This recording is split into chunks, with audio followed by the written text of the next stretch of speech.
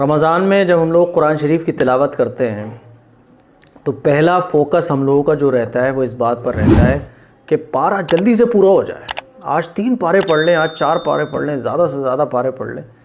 یہ فوکس ہمارا رہتا ہے. تو یہ برا نہیں ہے, اچھی چیز ہے. یہ شوق ہونا چاہیے کہ زیادہ پارے ہم پڑھ لیں. لیکن جو امپورٹنٹ چیز ہمارے لیے رہتی ہے وہ یہ رہتی ہے کہ جلدی سے پارہ پڑھ لیا جائے. اسی لیے ہمارے معاشرے میں جو بہت جلدی پارہ پڑھ لیتا ہے اس کو بہت اچھی نگاہوں سے دیکھا جاتا ہے. یار بہت جلدی پارہ پڑھ لیتا ہے. یہ آپ نے دیکھا ہوگا جو خواتین جلدی پارہ پڑھ لیتی ہیں تو ان کے چرچے ہو رہے ہوتے ہیں محلے میں کہ وہ بہت جلدی پارہ پڑھ لیتی ہے. کوئی اگر 15 منٹ میں سے پارہ پڑھ لیتا ہے تو اس کی تعریفیں ہو رہی ہوتی ہیں. تو ہمارے یہاں تعریف اس بات میں سمجھی جاتی ہے کہ جلدی سے پارہ پڑھ لو, یہ ہے تعریف کے کام.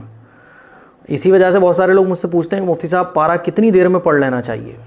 تو آج میں بتا دوں آپ لوگوں کو, اللہ کے یہاں بندہ یہ نہیں دیکھا جاتا کہ بندہ کتنی دیر میں پارہ پڑھ رہا ہے, بلکہ یہ دیکھا جاتا ہے کتنے دل سے پڑھ رہا ہے. میں ایک بات ہمیشہ کہتا ہوں کہ اللہ کو کوالٹی پسند ہے, کوانٹٹی پسند نہیں ہے. ہماری نظروں میں گنتی اہمیت رکھتی ہے, اللہ کے نزدیک جو ہے وہ کوالٹی اہمیت رکھتی ہے کہ بندہ کس دل سے پڑھ رہا ہے, کیسے پڑھ رہا ہے. اب رہی یہ بات کہ اسپیڈ میں, کتنی اسپیڈ میں پڑھنا چاہیے اور کتنی دیر میں پارہ پڑھنا چاہیے, تو دیکھیے یہ امپورٹنٹ نہیں ہے کہ آپ بہت جلدی سے پارہ پورا کر رہے ہیں, بلکہ امپورٹنٹ یہ ہے کہ آپ اچھے سے قرآن کی تلاوت کر رہے ہیں, آپ قرآن میں غلطی نہیں کر رہے ہیں. آپ اگر ایک پارہ پڑھ رہے ہیں, بہت اسپیڈ میں پڑھ رہے ہیں لیکن غلطیاں ہو رہی ہیں اس میں, اور بہت غلط سلط پڑھتے ہوئے جا رہے ہیں آپ, لیکن اسپیڈ میں پڑھ رہے ہیں, لفظ کٹ رہے ہیں اور لفظ چبا چبا کے آپ پڑھ رہے ہیں, زبر زیر پر کا پتہ نہیں ہے لیکن اسپیڈ میں پڑھ رہے ہیں, تو پھر ایسا پڑھنے سے جو ہے وہ کوئی فائدہ نہیں ہے. لفظ بدل جاتے ہیں, معنی بدل جاتے ہیں, زبر زیر پیش کے فرق سے معنی بدل جاتے ہیں. تو اس سے جب بجائے ثواب کے گناہ بھی مل جاتا ہے, معنی بدل جاتے ہیں.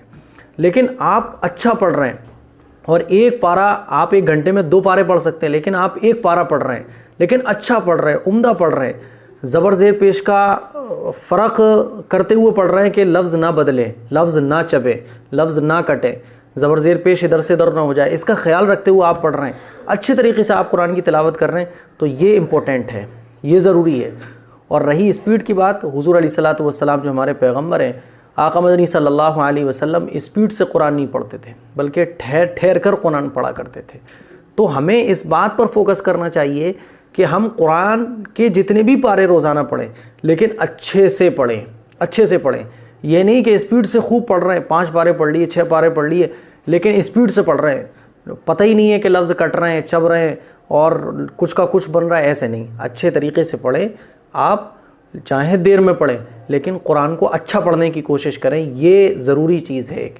تو امید کرتا ہوں یہ بات آپ کے سمجھ آ گئی ہوگی. ہمارے بہت سارے بھائی, ہماری بہت ساری بہنیں اسی لیے پریشان رہتے ہیں کہ یار میری اسپیڈ کم ہے, میری یہ کم ہے. نہیں, آپ قرآن کو اچھا پڑھنے کی کوشش کریں, اسپیڈ نہ دیکھیں. کوئی اسپیڈ سے اگر اچھا پڑھ لیتا ہے تو ٹھیک ہے, کوئی بغیر اسپیڈ کے اچھا پڑھتا ہے تو پھر وہ بغیر اسپیڈ کے ہی پڑھے. اللہ کے یہاں دل دیکھا جاتا ہے, کس نیت سے, کس دل سے میرے بندے نے میرے کلام کی تلاوت کی ہے. السلام علیکم ورحمۃ اللہ.